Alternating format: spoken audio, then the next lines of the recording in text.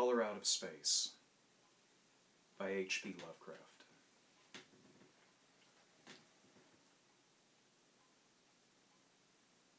West of Arkham, the hills rise wild, and there are valleys with deep woods that no axe has ever cut. There are dark, narrow glens where the trees slope fantastically and where thin brooklets trickle without ever having caught the glint of sunlight. On the gentler slopes there are farms, ancient and rocky, with squat, moss-coated cottages brooding eternally over old New England secrets in the lee of great ledges. But these are all vacant now. The wide chimneys crumbling, and the shingled sides bulging perilously beneath low gambrel roofs. The old folk have gone away, and foreigners do not like to live there. French Canadians have tried it, Italians have tried it, and the Poles have come and departed. It is not because of anything that can be seen, or heard, or handled, but because of something that is imagined. The place is not good for the imagination, and does not bring restful dreams at night. It must be this which keeps the foreigners away, for old Ammi Pierce has never told them of anything he recalls from the strange days. Ammi, whose head has been a little queer for years, is the only one who still remains, or who ever talks of the strange days. And he dares to do this because his house is so near the open fields and the traveled roads around Arkham. There was once a road over the hills and through the valleys that ran straight where the blasted heath is now. But people ceased to use it, and a new road was laid, curving far toward the south. Traces of the old one can still be found amidst the weeds of the returning wilderness, and some of them will doubtless linger, even when half the hollows are flooded for the new reservoir. Then the dark woods will be cut down, and the blasted heath will slumber far below blue waves, whose surface will mirror the sky and ripple in the sun. And the secrets of the strange days will be one with the deep secrets, one with the hidden lore of old ocean, and all the mystery of primal earth. When I went into the hills and vales to survey for the new reservoir, they told me the place was evil. They told me this in Arkham, and because that is a very old town full of witch legends, I thought the evil must be something which grandams had whispered to children through centuries. The name, Blasted Heath, seemed to me very odd and theatrical, and I wondered how it had come into the folklore of a Puritan people. Then I saw that dark westward tangle of glens and slopes for myself, and ceased to wonder at anything besides its own elder mystery. It was morning when I saw it, but shadow lurked always there.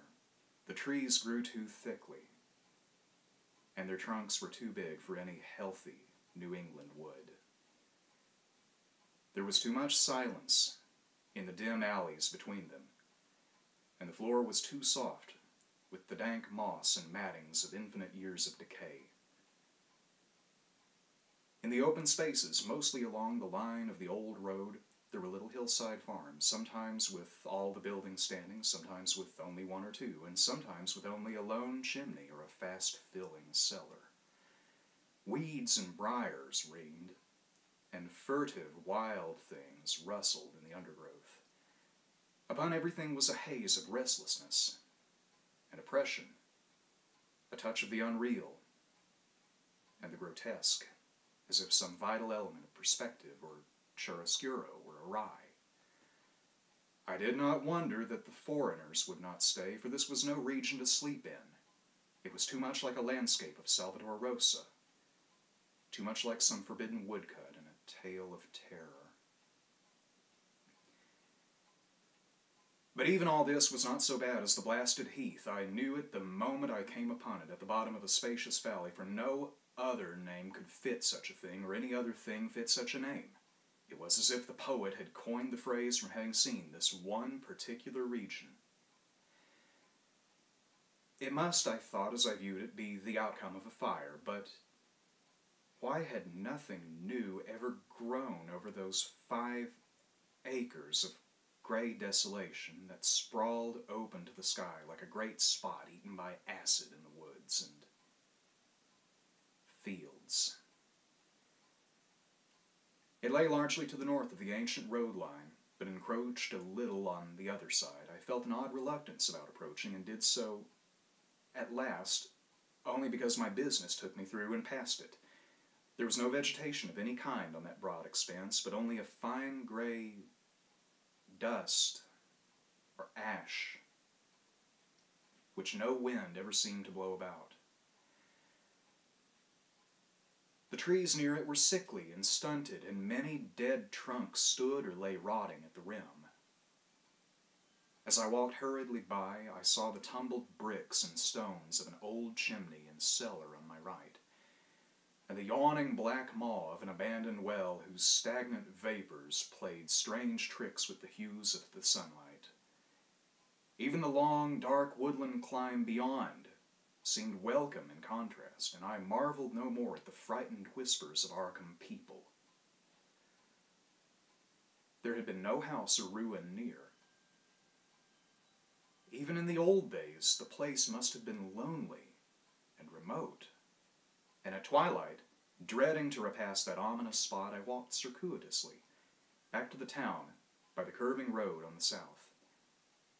I vaguely wished some clouds would gather, for an odd timidity about the deep, skyey voids above had crept into my soul.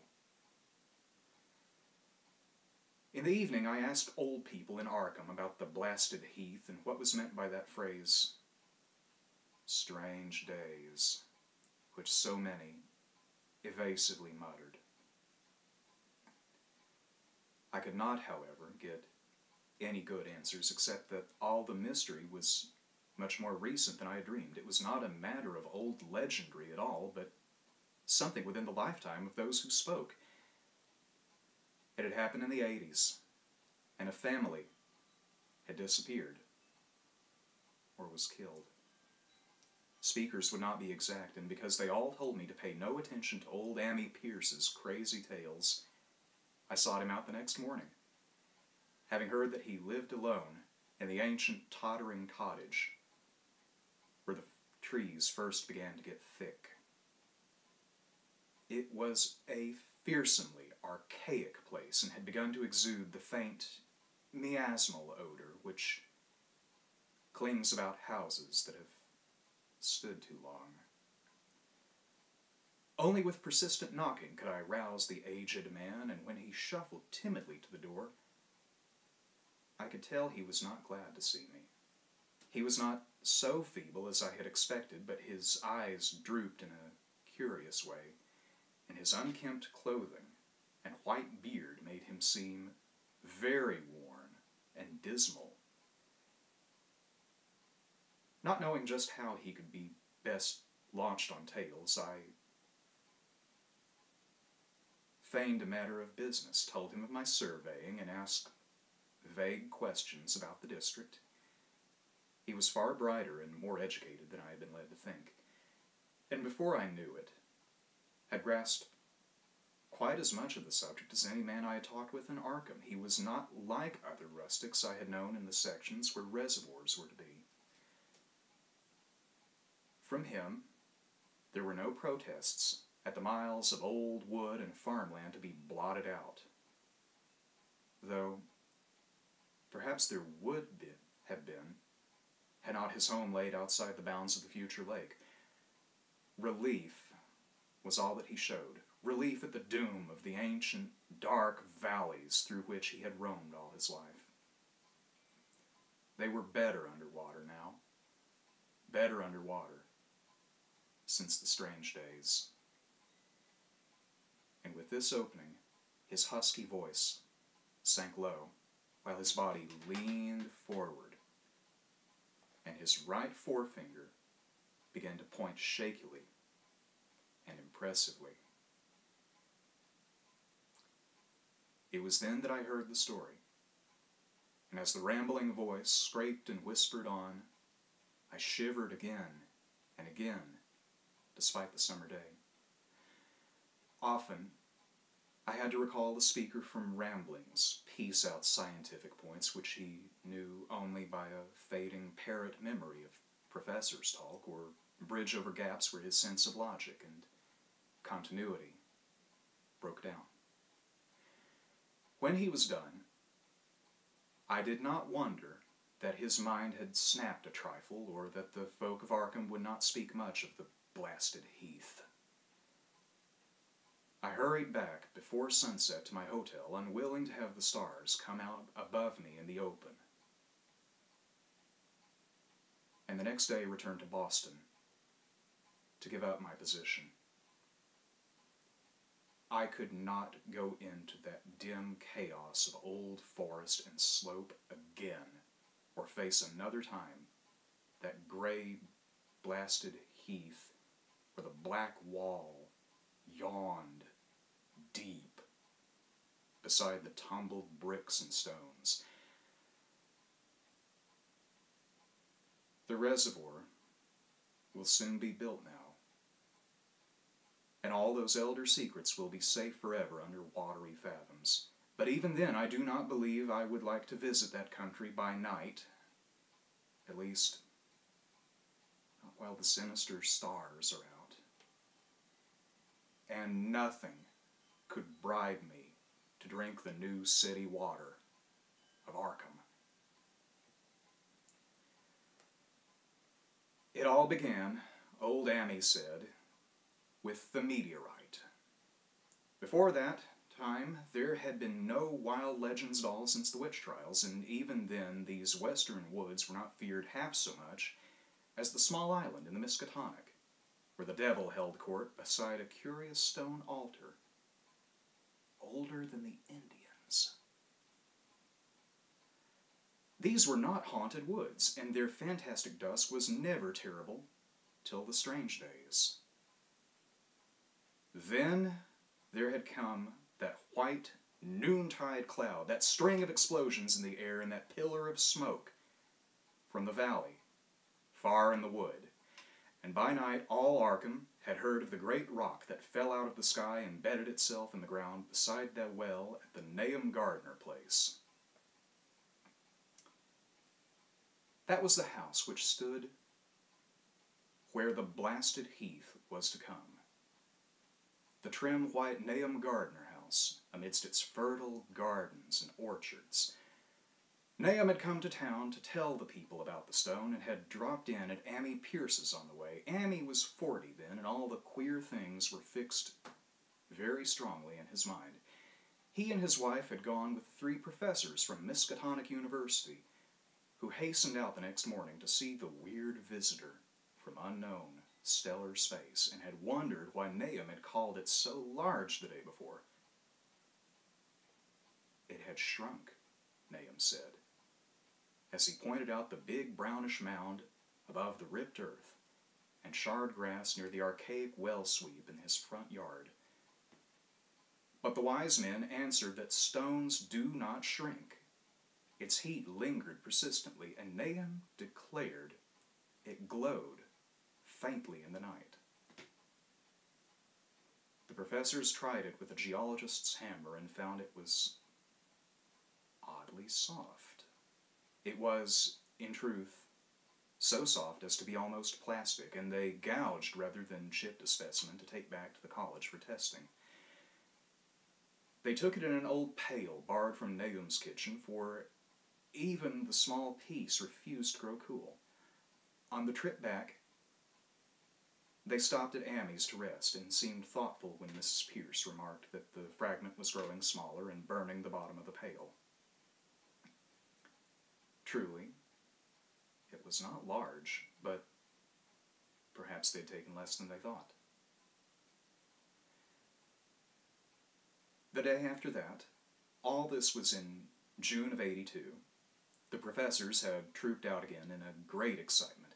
As they passed Ammi's, they told him what queer things the specimen had done, and how it had faded wholly away when they put it into a glass beaker. The beaker had gone too, and the wise men talked of the strange stone's affinity for silicon. It had acted quite unbelievably in that well-ordered laboratory, doing nothing at all and showing no occluded gases when heated on charcoal, being wholly negative in the borax bead, and soon proving itself absolutely non-volatile at any producible temperature, including that of the oxyhydrogen blowpipe. On an anvil, it appeared highly malleable, and in the dark its luminosity was very marked. Stubbornly refusing to grow cool, it soon had the college in a state of real excitement, and when upon heating before the spectroscope, it displayed shining bands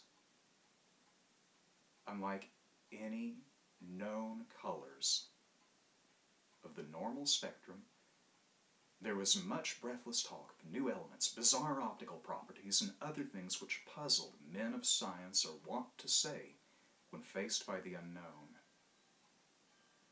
Hot as it was, they tested it in a crucible with all the proper reagents. Water did nothing, hydrochloric acid was the same, nitric acid, and even aqua regia merely hissed and spattered against its torrid invulnerability.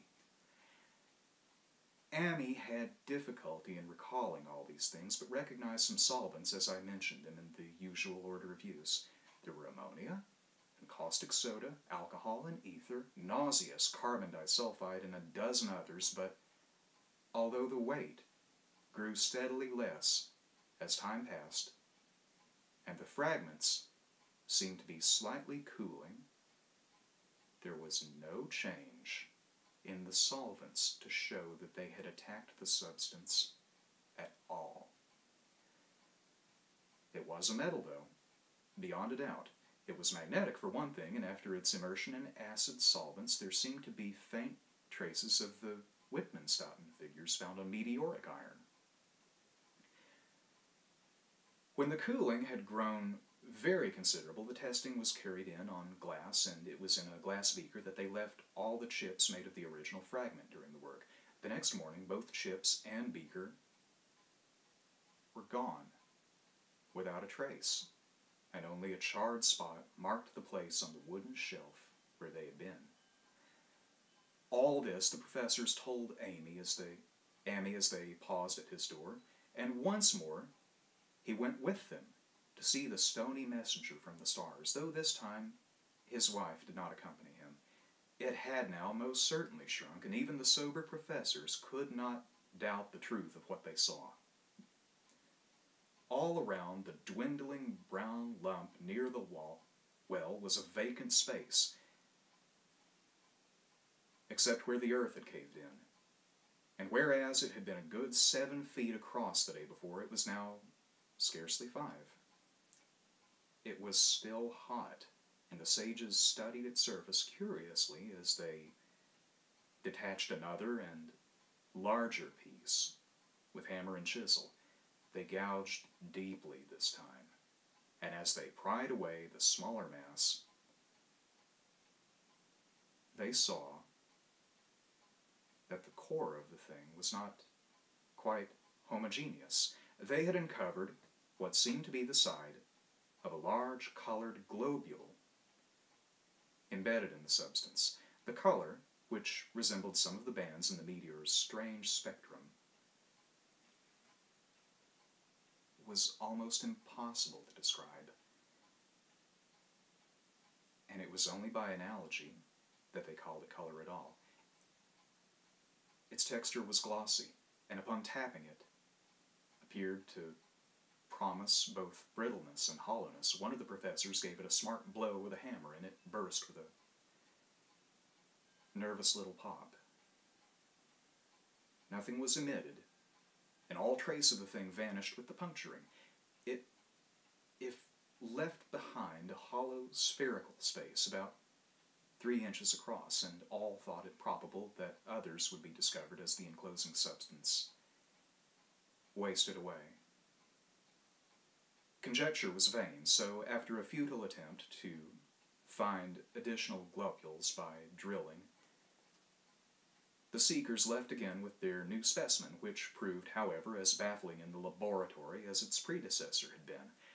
Aside from being almost plastic, having heat, magnetism, and a slight luminosity, cooling slightly in powerful acids, possessing an unknown spectrum, wasting away in air, and attacking silicon compounds with mutual destruction as a result, it presented no identifying features whatsoever.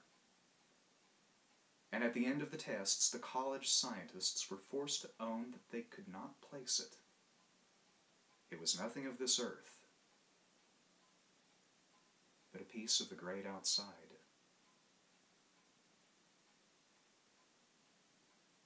And as such, dowered with outsized properties and obedient to outside laws.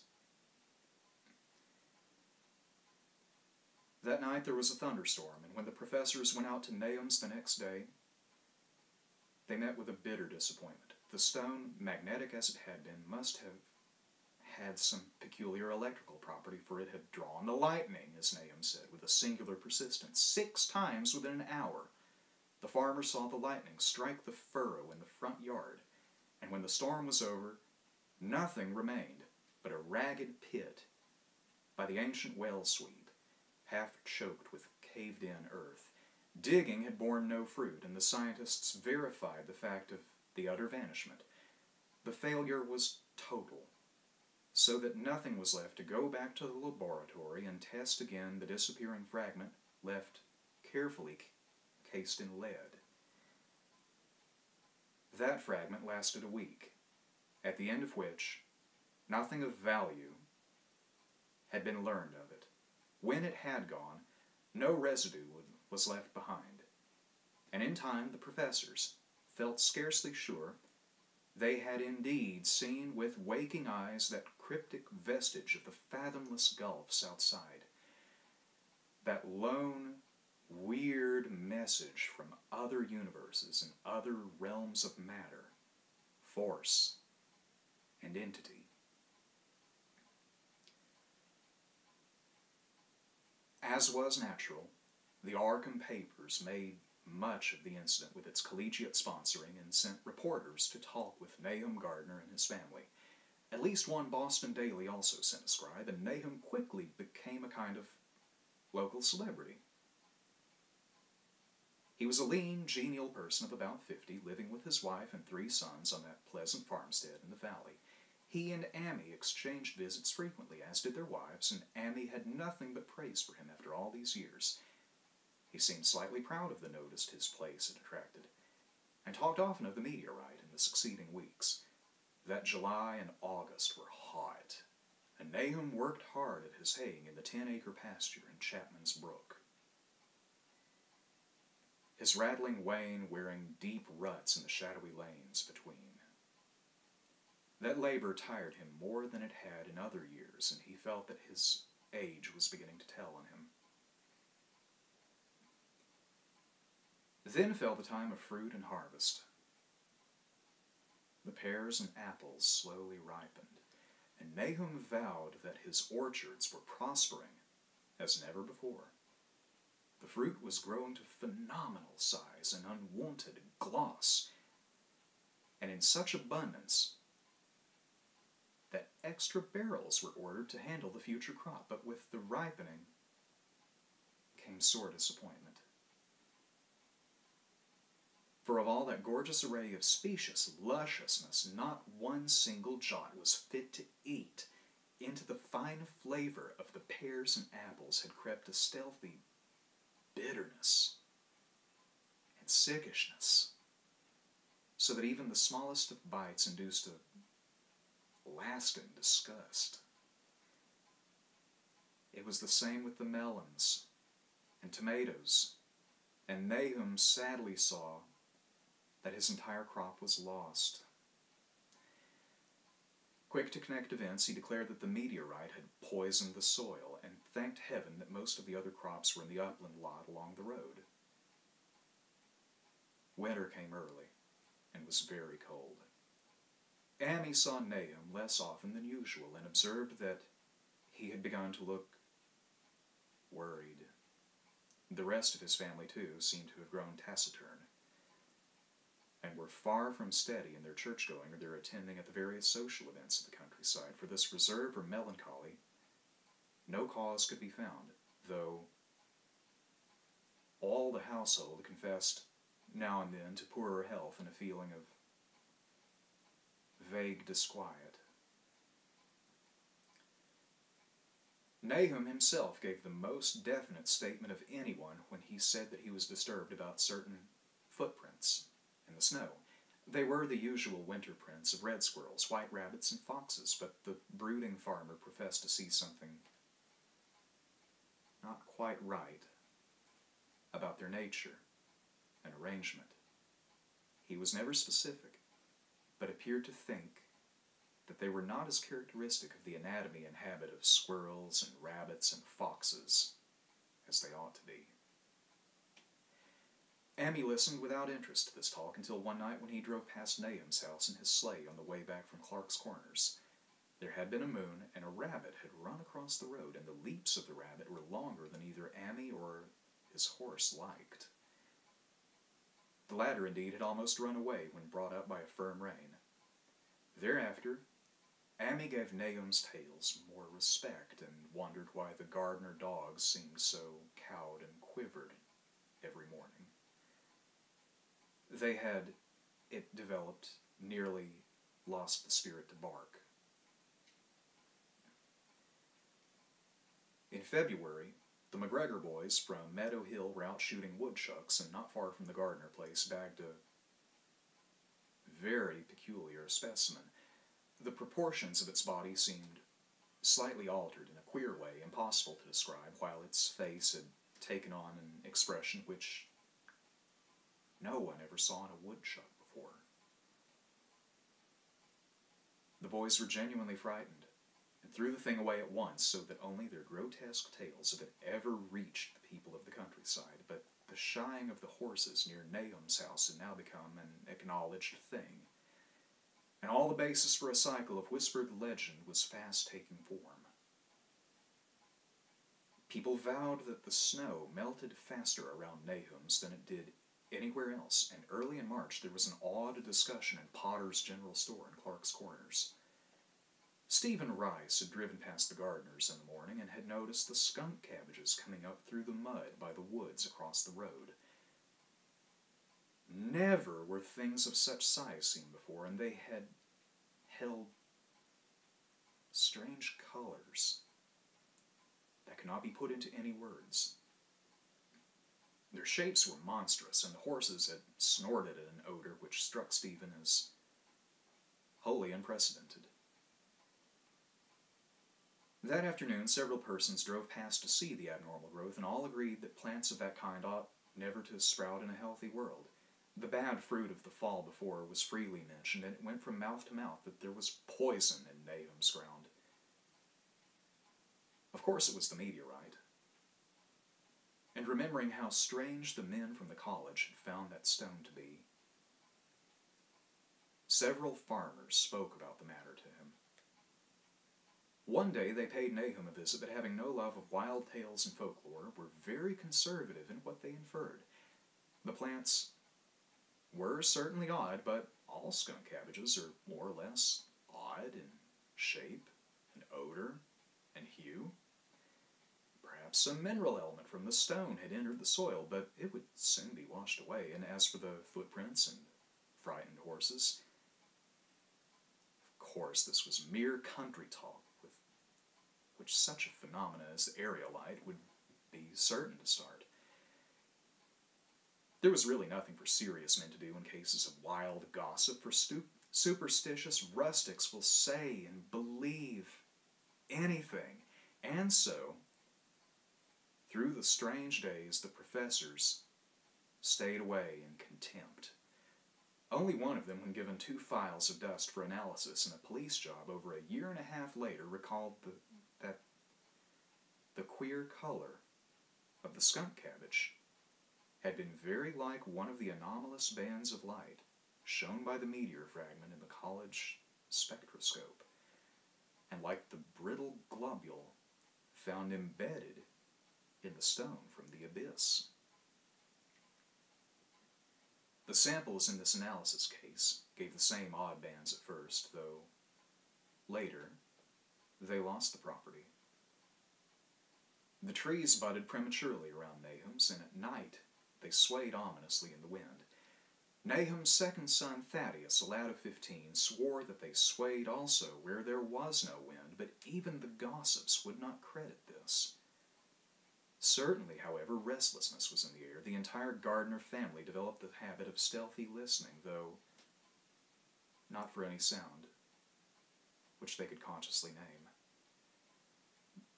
The listening was, indeed, rather a product of moments when consciousness seemed half to slip away.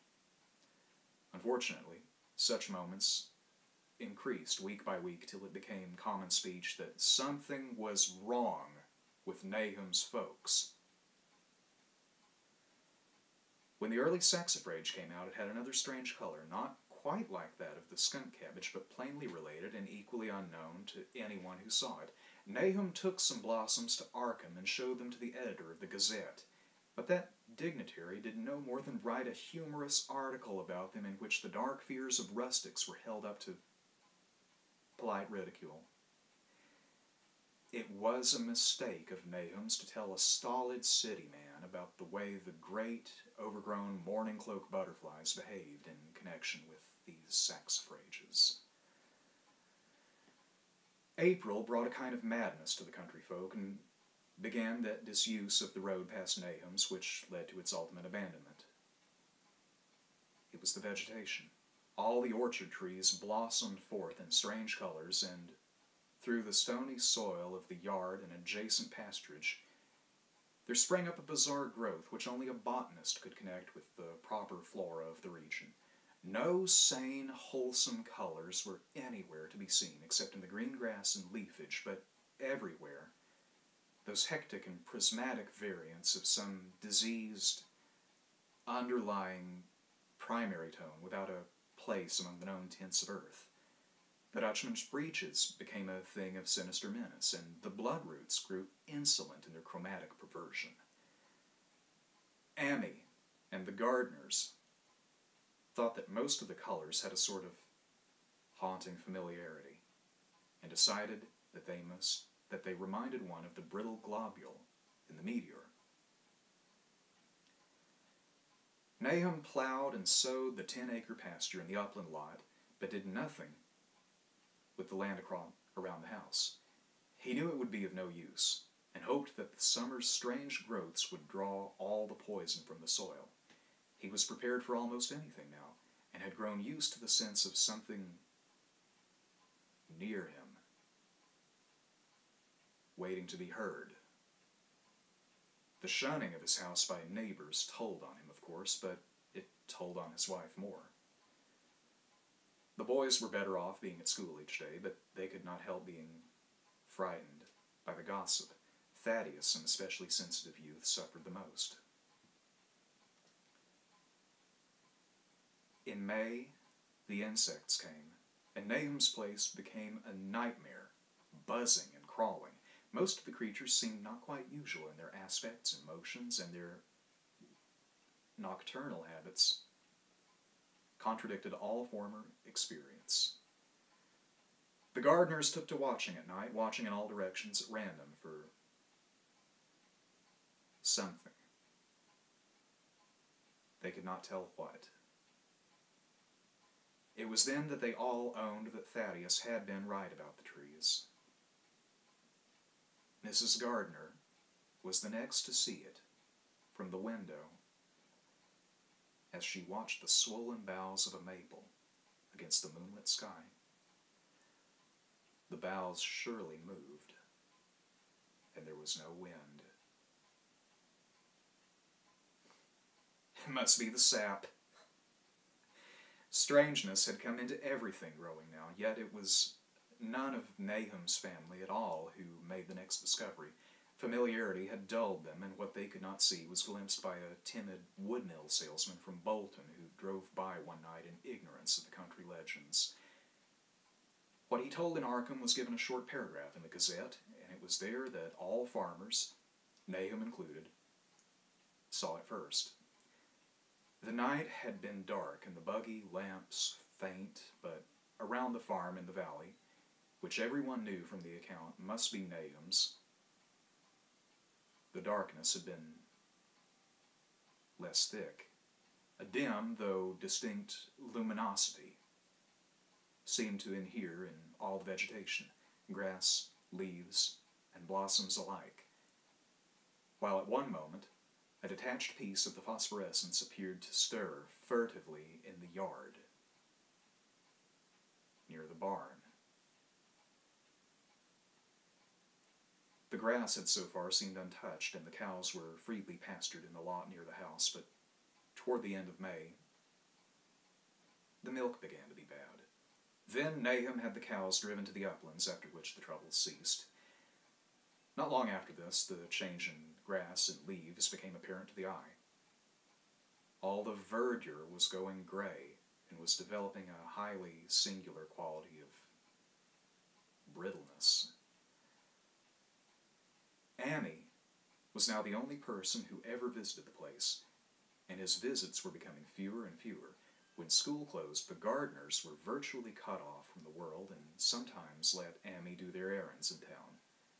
They were failing curiously, both physically and mentally, and no one was surprised when the news of Mrs. Gardner's madness stole around. It happened in June, about the anniversary of the meteor's fall, and the poor woman screamed about things in the air, which she could not describe. In her raving, there was not a single specific noun, but only verbs and pronouns. Things moved and changed and fluttered, and ears tingled to impulses which were not wholly sounds. Something was taken away. She was being drained of something. Something was fastening itself on her that ought not to be. Someone must make it keep off. Nothing was ever still in the night. The walls and the windows shifted. Nahum did not send her to the county asylum, but let her wander about the house as long as she was harmless to herself and others. Even when her expression changed, he did nothing. But when the boys grew afraid of her, and Thaddeus nearly fainted at the way she made faces at him, he decided to keep her locked up in the attic. By July, she had ceased to speak and crawled on all fours. And before that month was over, Nahum got the mad notion that she was slightly luminous in the dark. As he now clearly saw, was the case with the nearby vegetation. It was a little before this that the horses had stampeded. Something had aroused them in the night, and their neighing and kicking in the stalls had been terrible. There seemed virtually nothing to do to calm them, and when Nahum opened the stable door, they all bolted out like frightened woodland deer. It took a week to track all four, and when found they were seen to be quite useless and unmanageable. Something had snapped in their brains, and each one had to be shot for its own good. Nahum borrowed a horse from Amy for his haying, but found it would not approach the barn. It shied, balked, and whinnied, and in the end he could do nothing but drive it into the yard while the men used their own strength to get the heavy wagon near enough the hayloft for convenient pitching. And all the while the vegetation was turning gray and brittle. Even the flowers, whose hues had been so strange, were graying now, and the fruit was coming out gray and dwarfed and tasteless. The asters and the goldenrod bloomed gray and distorted, and the roses and zinnias and hollyhocks in the front yard were such blasphemous-looking things that Nahum's oldest boy, Zenas, cut them down.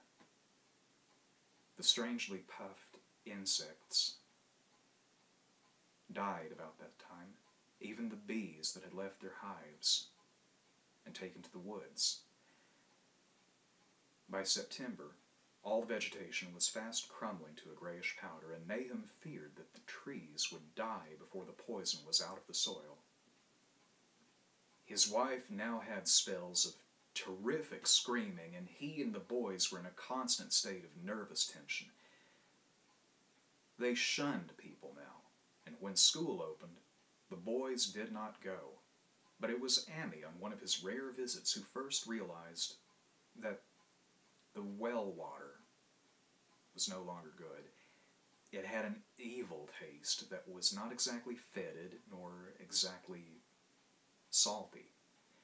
And Ammi advised his friend to dig another well on higher ground to use till the soil was good again. Nahum, however, ignored the warning, for he had, by that time, become calloused to strange and unpleasant things.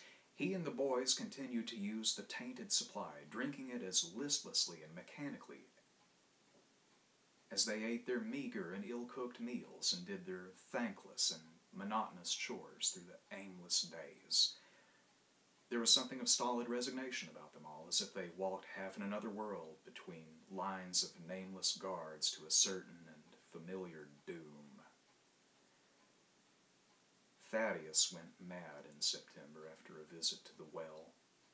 He had gone with a pail and had come back empty-handed, shrieking and waving his arms and sometimes lapsing into an aimed titter or a whisper about the moving colors down there. 2 in one family was pretty bad, but Nahum was very brave about it. He let the boy run about for a week until he began stumbling and hurting himself, and then he shut him in an attic room across the hall from his mother's. The way they screamed at each other from behind their locked doors was very terrible, especially to little Merwin, who fancied they talked in some terrible language that was not of this earth. Merwin was getting frightfully imaginative, and his restlessness was worst after the shutting away of the brother who had been his greatest playmate. Almost at the same time, the mortality among the livestock commenced. Poultry turned grayish and died very quickly, their meat being found dry and noisome upon cutting. Hogs grew inordinately fat, then suddenly began to undergo loathsome changes which no one could explain. Their meat was, of course, useless, and Nahum was at his wits' end. No rural veterinary would approach his place, and the city veterinary from Arkham was openly baffled. The swine began growing gray and brittle and falling to pieces before they died, and their eyes and muzzles developed singular alterations. It was very inexplicable, for they had never been fed from the tainted vegetation. Then something struck the cows. Certain areas, or sometimes the whole body, would be uncannily shriveled or compressed, and atrocious collapses or disintegrations were common. In the last stages, and death was always the result, there would be a graying and turning brittle like that which beset the hogs. There could be no question of the poison, for all cases occurred in a locked and undisturbed barn. No bites of prowling things could have brought the virus, for what live beast of earth can pass through solid obstacles? It must only be natural disease. Yet, what disease could wreak such results was beyond any mind's guessing. When the harvest came, there was not an animal surviving on the place, for the stock and poultry were all dead, and the dogs had run away. These dogs, 3 in number, had all vanished one night and were never heard of again. The 5 cats had left some time before, but their going was scarcely noticed, since there now seemed to be no mice. And only Mrs. Gardner had made pets of the graceful felines. On the 19th of October, Nahum staggered into Ammi's house with hideous news. The death had come to poor Thaddeus in his attic room, and it had come in a way which could not be told. Nahum had dug a grave in the railed family plot behind the farm and had put therein what he found. There could have been nothing from outside, for the small barred window and locked door were intact. But it was much as it had been in the barn. Ammi and his wife consoled the stricken man as best they could, but shuddered as they did so. Stark terror seemed to cling around the Gardners and all they touched, and the very presence of one in the house was a breath from regions unnamed and unnameable. Amy accompanied Nahum home with the greatest reluctance and did what he might to calm the hysterical sobbing of little Merwin. Zenas needed no calming. He had come of late to do nothing but stare into space and obey what his father told him, and Amy thought that his fate was very merciful. Now and then Merwin's screams were answered faintly from the attic, and in response to an inquiring look, Nahum said that his wife was getting very feeble.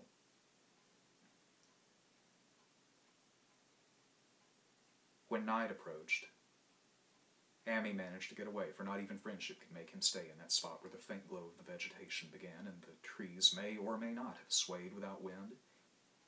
It was really lucky for Amy that he was not more imaginative. Even as things were, his mind was bent ever so slightly, but he had been able to connect and reflect upon all the portents around him.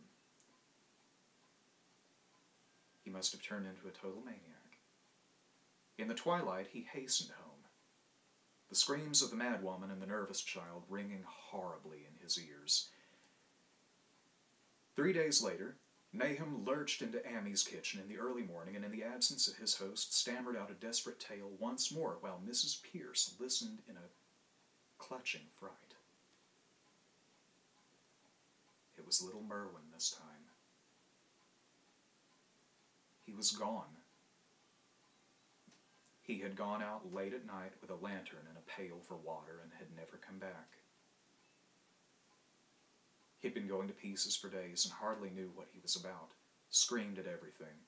There had been a frantic shriek from the yard then. But before the father could get to the door, the boy was gone.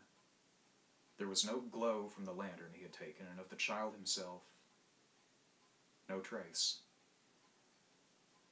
At the time, Nahum thought the lantern and the pail were gone too, but when dawn came and the man had plodded back from his all-night search of the woods and fields, he had found some very curious things near the well.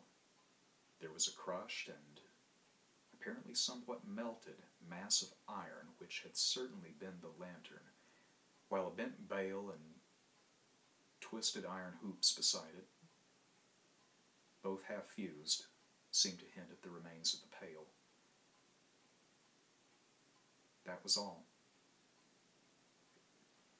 Nahum was past imagining. Mrs. Pierce was blank, and Amy, when he had reached home and heard the tale, could give no guess. Merwin was gone, and there would be no use in telling the people around who shunned all gardeners now. No use either in telling the city people at Arkham who laughed at everything. Thad had gone, and now Murney was gone. Something was creeping and waiting to be seen and felt and heard. Nahum would soon go, and he wanted Amy to look after his wife and Zenas if they survived him. It must all be a judgment of some sort, though he could not fancy what for, since he had always walked uprightly in the Lord's ways, so far as he knew. For over 2 weeks, Amy saw nothing of Nahum, and then, worried about what might have happened, he overcame his fears and paid the Gardner place a visit. There was no smoke from the great chimney, and for a moment, the visitor was apprehensive of the worst. The aspect of the whole farm was shocking. Grayish, withered grass and leaves on the ground, vines falling and brittle wreckage from archaic walls and gables, and great bare trees clawing up at the gray November sky with a studied malevolence which Amy could not feel had but come from some subtle change in the tilt of the branches. But Nahum was alive, after all. He was weak and lying on a couch in the low-ceiled kitchen, but perfectly conscious and able to give simple orders to Zenas. The room was deadly cold, and as Amy visibly shivered, the host shouted huskily to Zenas for more wood. Wood, indeed, was sorely needed, since the cavernous fireplace was unlit and empty, with a cloud of soot blowing about in the chill wind that came down the chimney. Presently, Nahum asked him if the extra wood had made him any more comfortable, and then Amy saw what had happened. The stoutest cord had broken at last, and the hapless farmer's mind was proof against more sorrow. Questioning tactfully, Amy could get no clear data at all about the missing Zenas. In the whale. He lives in the whale, was all that the clouded father would say. Then there flashed across the visitor's mind a sudden thought of the mad wife, and he changed his line of inquiry. Nebby? Well, here she is, was the surprised response of poor Nahum, and Amy soon saw that he must search for himself. Leaving the harmless babbler on the couch, he took the keys from their nail beside the door and climbed the creaking stairs to the attic. It was very close and noisome up there, and no sound could be heard from any direction. Of the 4 doors in sight, only one was locked, and on this he tried various keys on the ring he had taken. The 3rd key proved the right one, and after some fumbling, Amy threw open the low white door. It was quite dark inside, for the window was small and half obscured by the crude wooden bars, and Amy could see nothing at all on the wide planked floor. The stench was beyond enduring, and before proceeding further, he had to retreat to another room and return with his lungs filled with breathable air. When he did enter, he saw something dark in the corner, and upon seeing it more clearly, he screamed outright. While he screamed, he thought a momentary cloud eclipsed the window, and a second later, he felt himself brushed as if by some hateful current of vapor. Strange colors danced before his eyes, and had not a present horror numbed him, he would have thought of the globule in the meteor that the geologist's hammer had shattered, and of the morbid vegetation that had sprouted in the spring. As it was, he thought only of the blasphemous monstrosity which confronted him, and which, all too clearly, had shared the nameless fate of young Thaddeus and the livestock. But the terrible thing about this horror was that it very slowly and perceptibly moved as it continued to crumble. Amy would give me no added particulars to this scene, but the shape in the corner does not reappear in his tale as a moving object. There are things which cannot be mentioned, and what is done in common humanity is sometimes cruelly judged by the law. I gathered that no moving thing was left in that attic room, and that to leave anything capable of motion there would have been a deed so monstrous as to damn any accountable being to eternal torment. Anyone but a stolid farmer would have fainted or gone mad, but Amy walked conscious through that low doorway and locked the accursed secret behind him. There would be Nahum to deal with now. He must be fed and tended and removed to some place where he could be cared for. Commencing his descent of the dark stairs, Amy heard a thud below him. He even thought a scream had been suddenly choked off, and recalled nervously the clammy vapor which had brushed by him in that frightful room above. What presence had his cry and entry started up? Halted by some vague fear, he heard still further sounds below. Indubitably there was a sort of heavy dragging, and a most detestably sticky noise, as of some fiendish and unclean species of suction. With an associative sense goaded to feverish heights, he thought unaccountably of what he had seen upstairs. Good God, what eldritch dream world was this into which he had blundered He dared move neither backward nor forward, but stood there, trembling at the black curve of the boxed-in staircase. Every trifle of the scene burned itself into his brain. The sounds, the sense of dread expectancy, the darkness, the steepness of the narrow steps, and merciful heaven, the faint but unmistakable luminosity of all the woodwork in sight, steps, sides, exposed laths, and beams alike. Then there burst forth a frantic whinny from Amy's horse outside, followed at once by a clatter which told of a frenzied runaway. In another moment, horse and buggy had gone beyond earshot, leaving the frightened man on the dark stairs to guess what had sent them. But that was not all. There had been another sound out there. A sort of liquid splash. Water. It must have been the well. He had left Hero untied near it, and a buggy wheel must have brushed the coping and knocked it in a stone.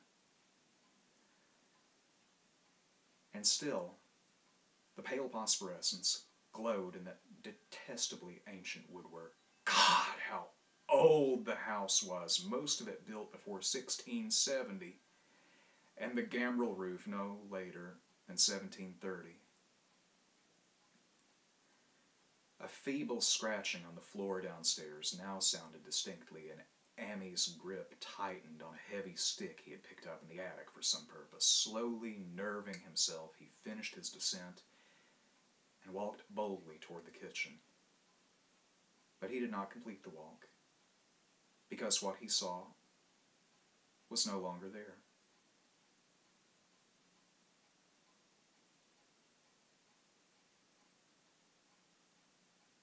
It had come to meet him,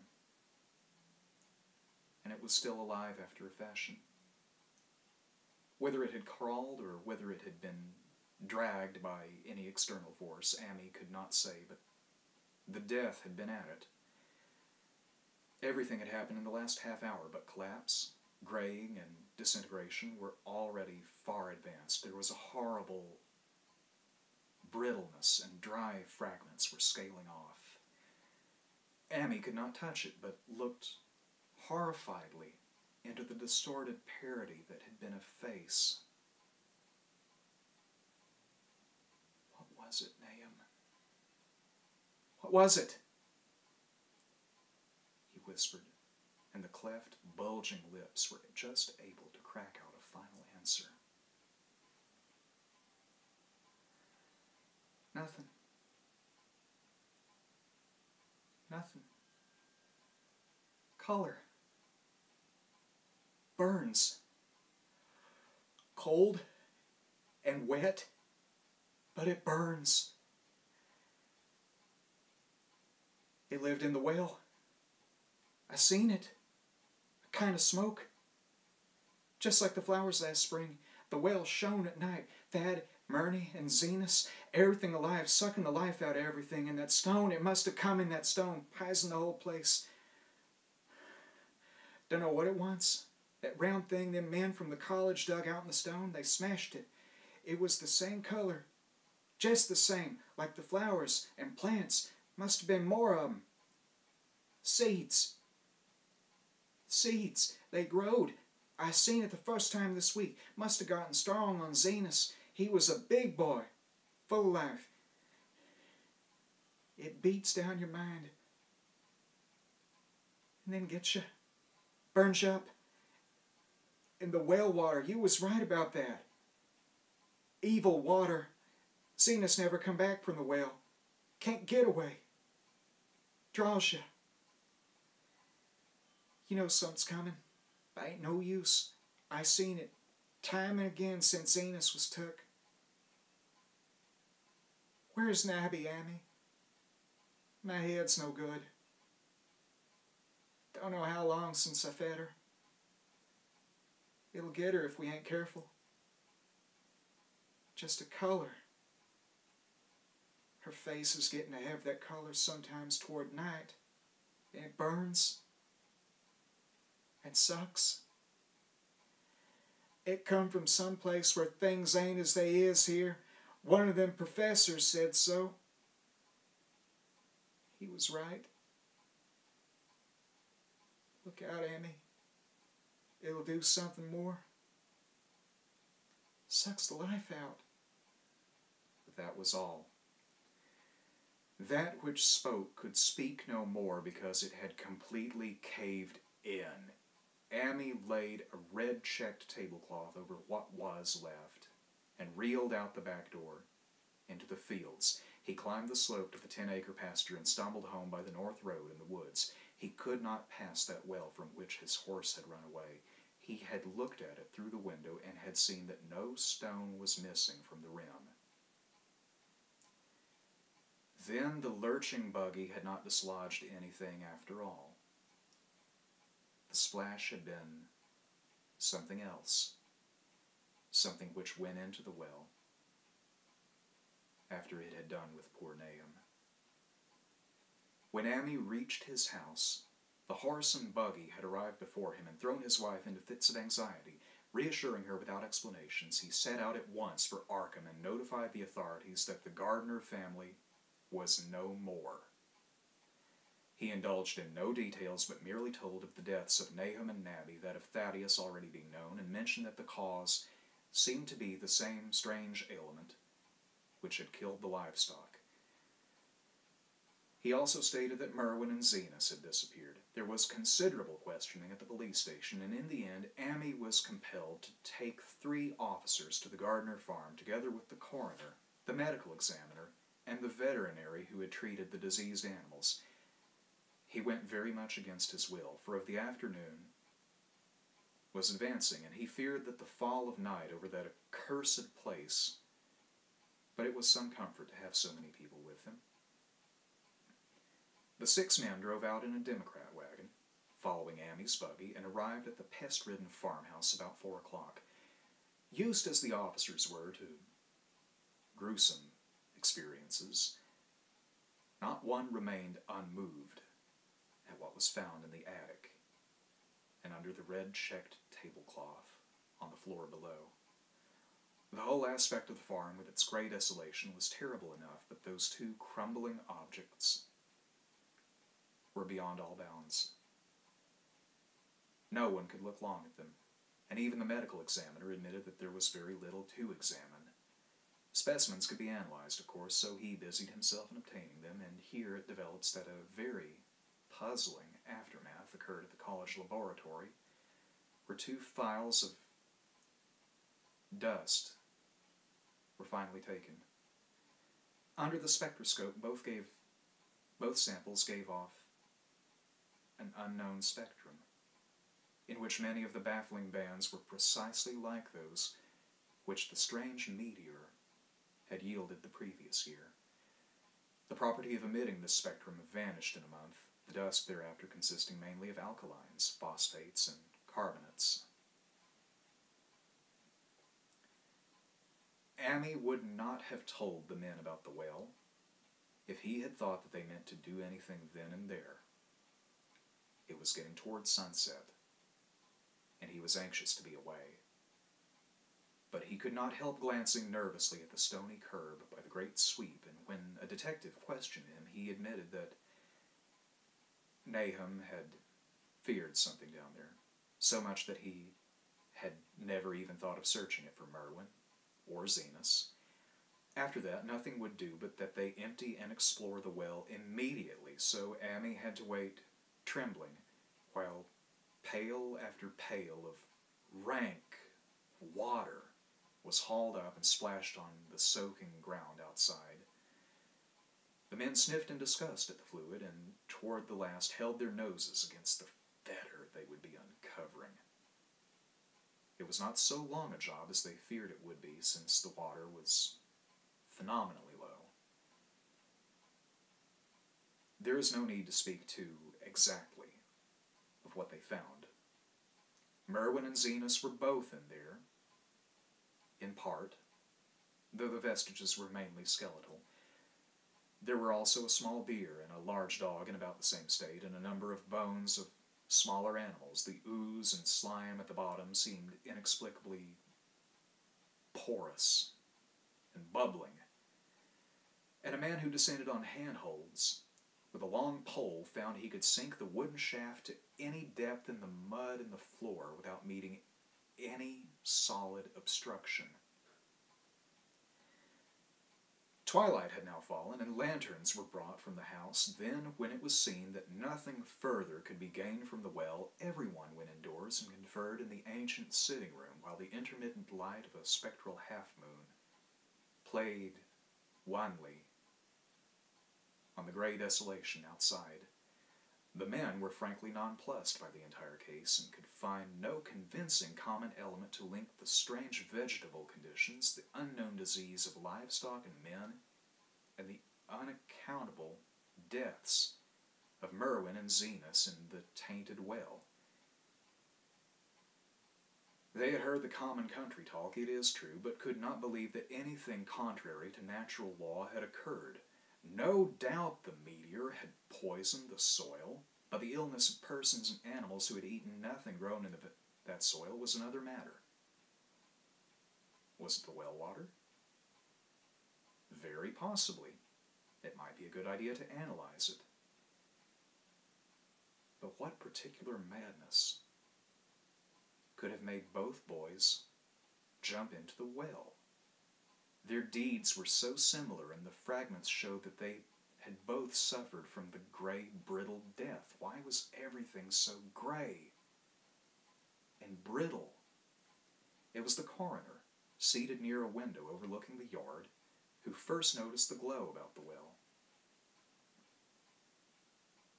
Night had fully set in, and all the abhorrent grounds seemed faintly luminous with more than the fitful moonbeams, but this new glow was something definite and distinct, and appeared to shoot up from the black pit like a softened ray from a searchlight, giving dull reflections in the little ground pools where the water had been emptied. It had a very queer color, and as all the men clustered round the window, Amy gave a violent start, for this strange beam of ghastly miasma was to him of no unfamiliar hue. He had seen that color before, and feared to think what it might mean. He had seen it in the nasty, brittle globule in the aerolite 2 summers ago, had seen it in the crazy vegetation of springtime, and had thought he had seen it for an instant that very morning against the small barred window of that terrible attic room where nameless things had happened. It had flashed there a second, and a clammy and hateful current of vapor had brushed past him, and then poor Nahum had been taken by something of that color. He had said so at the last, said it was like the globule and the plants. After that had come the runaway in the yard, and the splash in the well, and now that well was belching forth to the night a pale, insidious beam of the same demoniac tint. It does credit to the alertness of Amy's mind that he puzzled, even at that tense moment, over a point which was essentially scientific. He could not but wonder at the gleaning of the same impression from a vapor, glimpsed in the daytime against a window opening on the morning sky from a nocturnal exhalation as seen as phosphorescent mist against the black and blasted landscape. It wasn't right. It was against nature. And he thought of those terrible last words of his stricken friend. "You come from some place where things ain't as they is here. One of them professors said so." All 3 horses outside, tied to a pair of shriveled saplings by the road, were now neighing and pawing frantically. The wagon driver started for the door to do something, but Amy laid a shaky hand on his shoulder. "Don't go out there. whispered.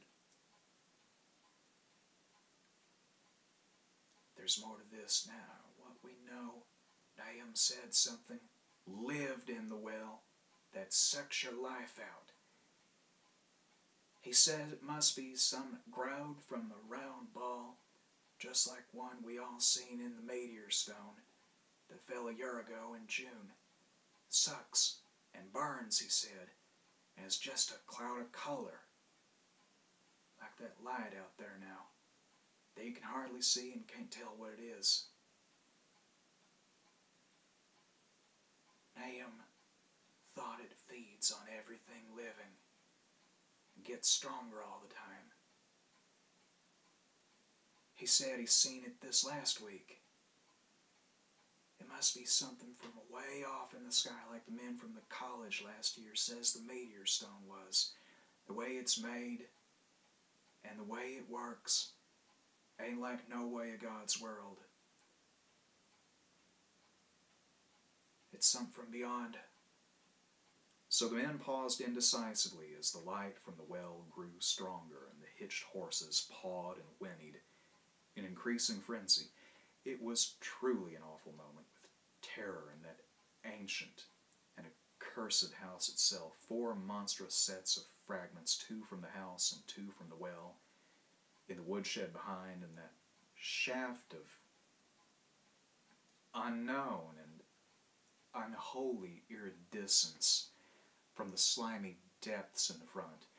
Amy had restrained the driver on impulse, forgetting how uninjured he himself was after the clammy brushing of that colored vapor in the attic room. But perhaps it is just as well that he acted as he did. No one will ever know what was abroad that night, and though the blasphemy from beyond had not so far hurt any human of unweakened mind, there is no telling what it might have not have done at that last moment. And with its seemingly increased strength and the special signs of purpose it was soon to display beneath the half-clouded moonlit sky. All at once, one of the detectives at the window gave a short, sharp gasp. The others looked at him, then quickly followed his own gaze upward to the point at which his idle straying had been suddenly arrested. There was no need for words.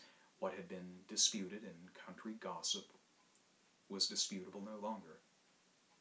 And it is because of the thing which every man of the party agreed in whispering later on, that the strange days are never to be talked about in Arkham.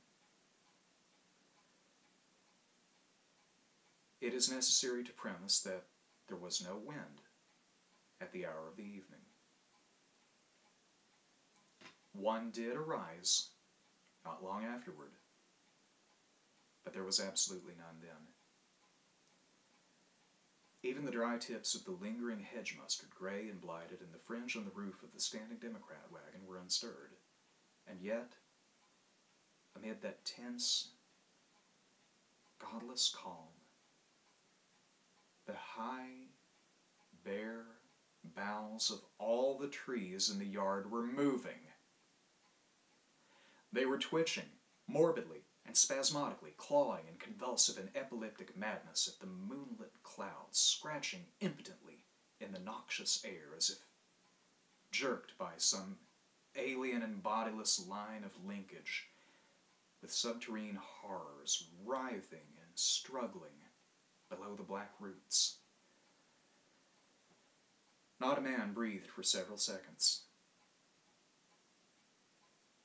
Then, a cloud of darker depth passed over the moon, and a silhouette of clutching branches faded out momentarily.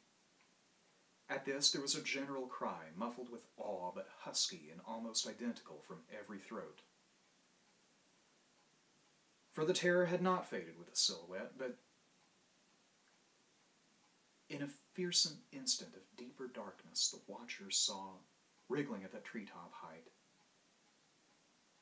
1,000 tiny points of faint and unhallowed radiance, tipping each bough like the fire of St. Elmo, or the flames that came down on the apostles' heads at Pentecost. lost.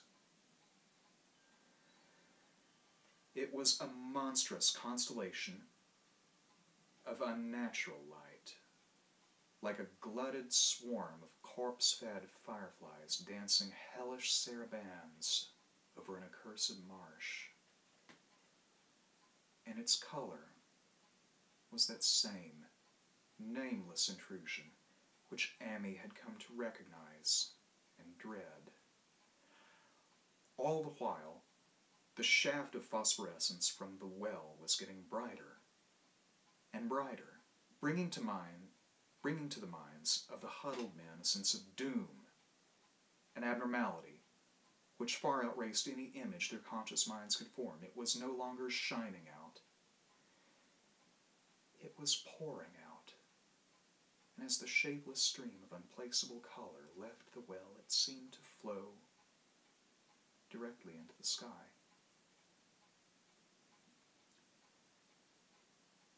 The veterinary shivered and walked to the front door to drop the heavy extra bar across it. Amy shook no less and had to tug and point for lack of a controllable voice when he wished to draw notice to the growing luminosity of the trees. The neighing and stamping of the horses had become utterly frightful, but not a soul of that group in the old house would have ventured forth for any earthly reward. With the moments, the shining of the trees increased, while their restless branches seemed to strain more and more toward verticality. The wood of the well sweep was shining now, and presently a policeman dumbly pointed to some wooden sheds and beehives near the stone wall on the west. They were commencing to shine too, though the tethered vehicles of the visitors seemed so far unaffected. Then there was a wild commotion and clopping in the road, and as Amy quenched the lamp for better seeing, they realized that the span of frantic grays had broken their sapling and run off with the Democrat wagon. The shock served to loosen several tongues, and embarrassed whispers were exchanged. "It spreads on everything organic that's been around here," muttered the medical examiner. No one replied, but the man who had been in the well gave a hint that his long pole must have stirred up something unimaginable. "It was awful," he added. There was no bottom at all, just ooze and bubbles, and the feeling of something lurking under there. Amy's horse still pawed and screamed deafeningly in the road outside, and nearly drowned its owner's faint quaver as he mumbled his formless reflections.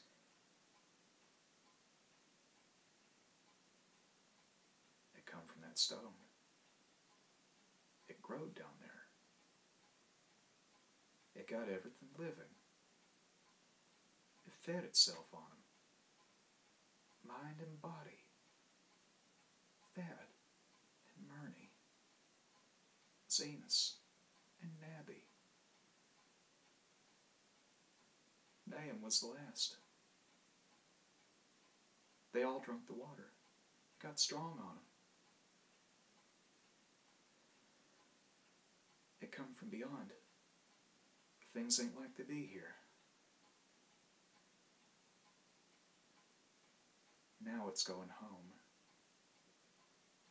At this point, as the column of unknown color flared suddenly stronger and began to weave itself into fantastic suggestions of shape, which each spectator later described differently, there came from poor Hero such a sound as no man before or since ever heard from a horse.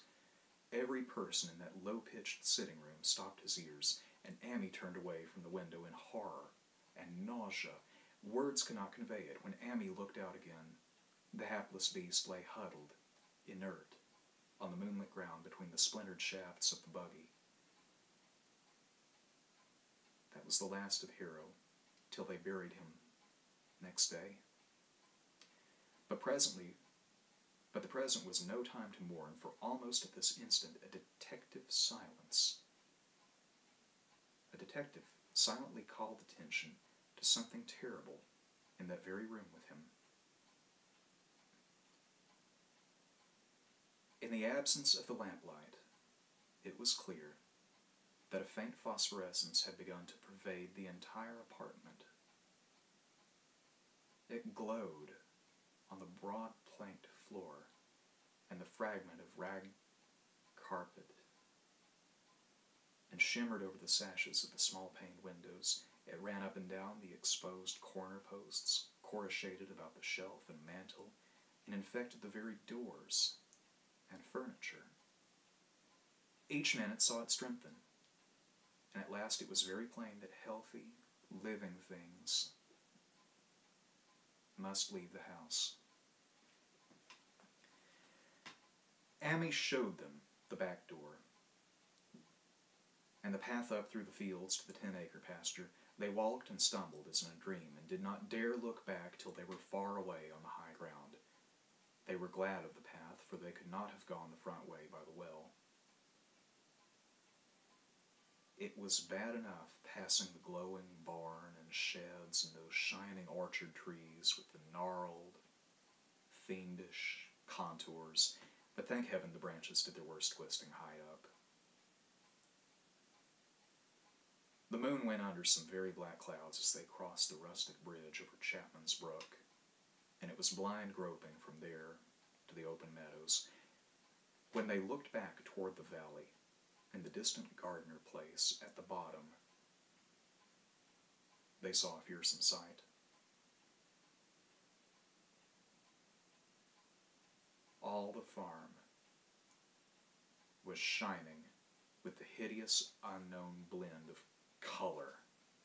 Trees, buildings, and even such grass and herbage as had not been wholly changed to lethal gray brittleness. The boughs were all straining skyward, tipped with tongues of foul flame, and lambent tricklings of the same monstrous fire were creeping about the ridgepoles of the house, barn, and sheds.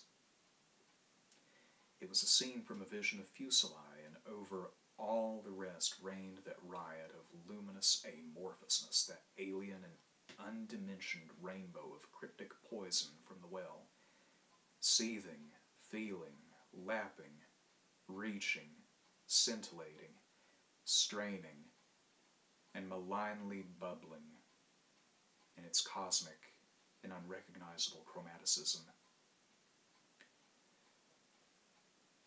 Then, without warning, the hideous thing shot vertically up toward the sky like a rocket or meteor, leaving behind no trail and disappearing through a round and curiously regular hole in the clouds before any man could gasp or cry out.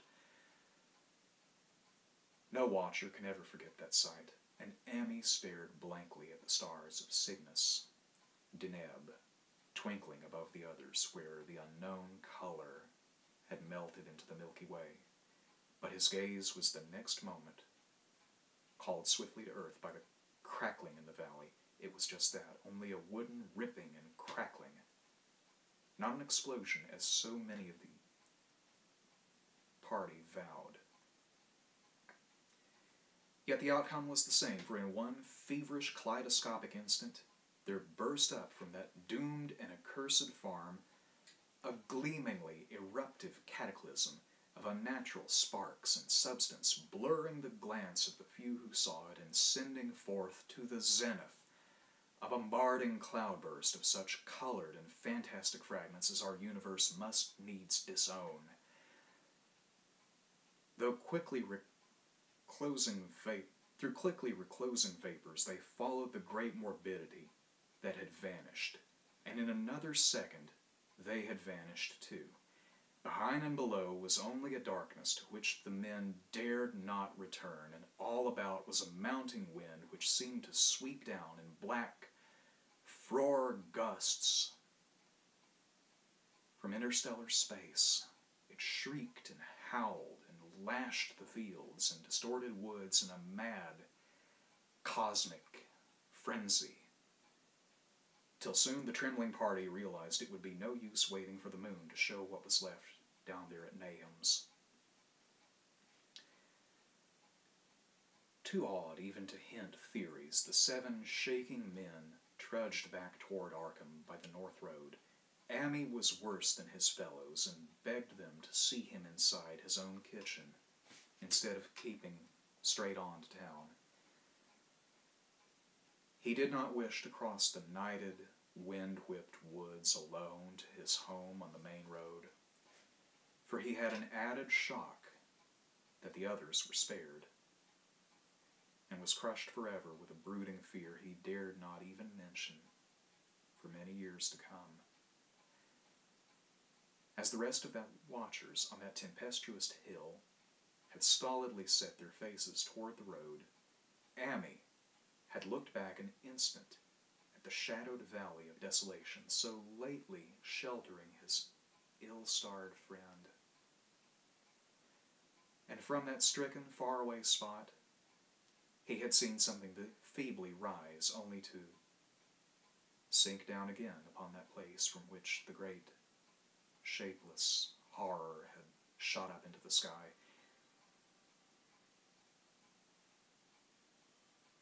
It was just a color, but not any color of our earth or heavens. And because Ammi recognized that color and knew that this last faint remnant must still lurk down there in the well, he has never been quite right since. Ammi would never go near the place again. It is over half a century now since the horror happened, but he has never been there, and will be glad when the new reservoir blots it out. I shall be glad too, for I do not like the way the sunlight changed color around the mouth of that abandoned well I passed. I hope the water will always be very deep, but even so, I shall never drink it. I do not think I shall visit the Arkham country hereafter.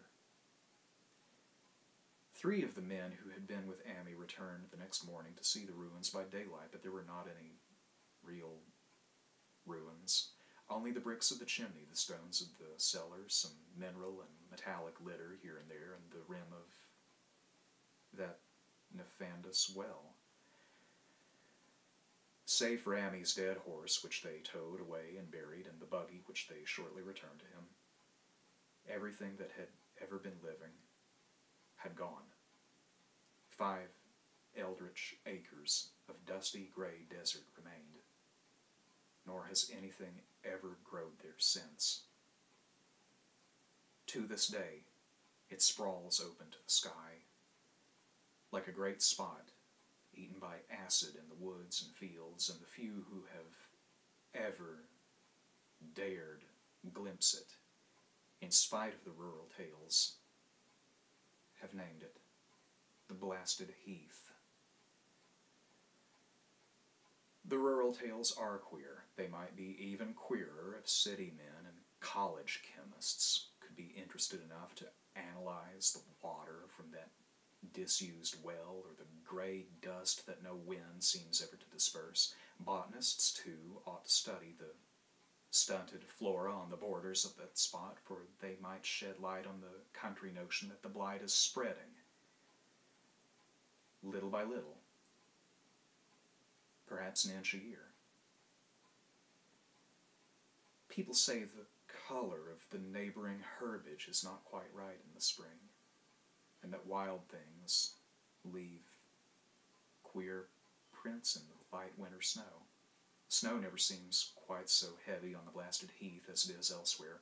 Horses, the few that are left in this motor age, grow skittish in the Silent Valley, and hunters cannot depend on their dogs too near the splotch of grayish dust.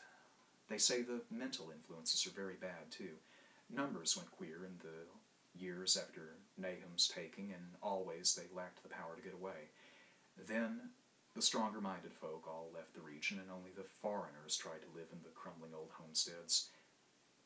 They cannot stay, though. and one sometimes wonders what insights beyond ours their wild, weird stores of whispered magic might have given them.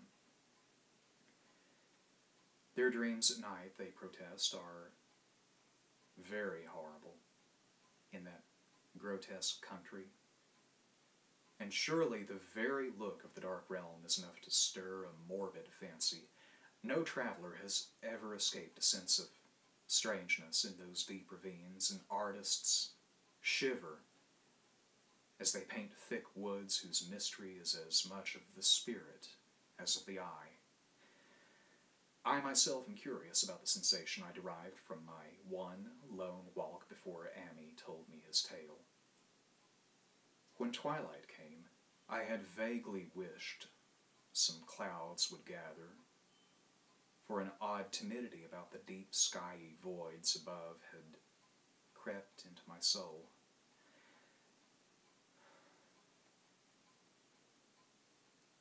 Do not ask me for my opinion. I do not know. That is all. There was no one but Ammi to question, for Arkham people will not talk about the strange days, and all three professors who saw the aerolite and its colored globule are dead. There were other globules, too. Depend upon that. One must have fed itself and escaped, and probably there was another, which was too late. No doubt it is still down the well. I know there was something wrong with the sunlight I saw above the miasmal brink. The rustics say the blight creeps an inch a year, perhaps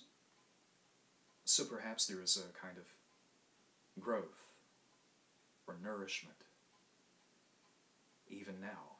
But whatever demon hatchling is there, it must be tethered to something, or else it would quickly spread. Is it fastened to the roots of those trees that claw the air? One of the current Arkham tales is about fat oaks that shine and move as they ought not to at night. What it is, only God knows.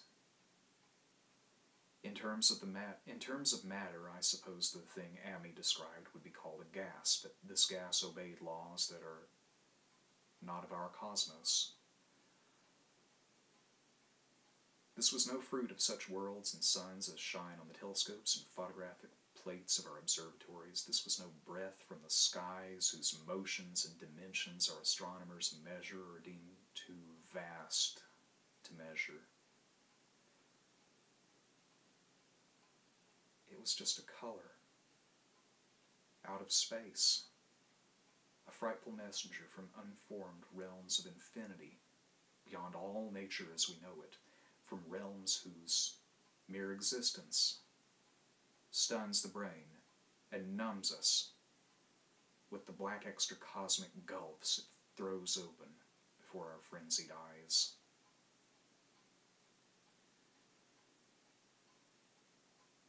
I doubt very much if Ammi consciously lied to me, and I do not think his tale was all a freak of madness as the townsfolk had forewarned.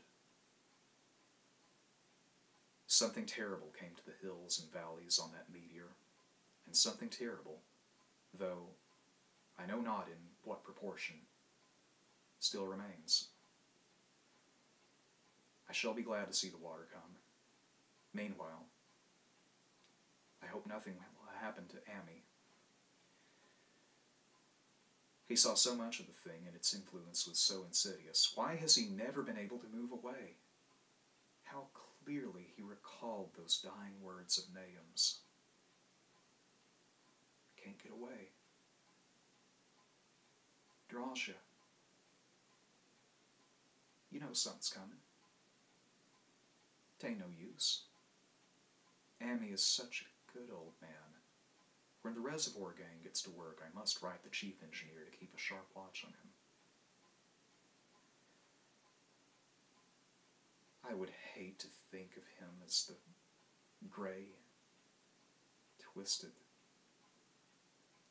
brittle monstrosity that which persists more and more troubling my sleep.